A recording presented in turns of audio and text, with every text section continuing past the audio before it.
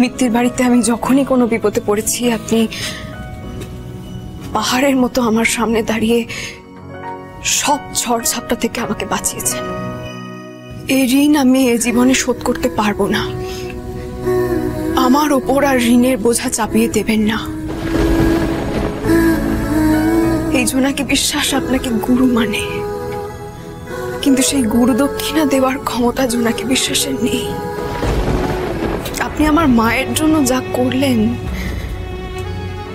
সেই পারিশ্রমিকও দেওয়ার ক্ষমতা আমার নেই। আমার মায়ের বেলটা করানোর কি খুব দরকার ছিল উকিল বাবু?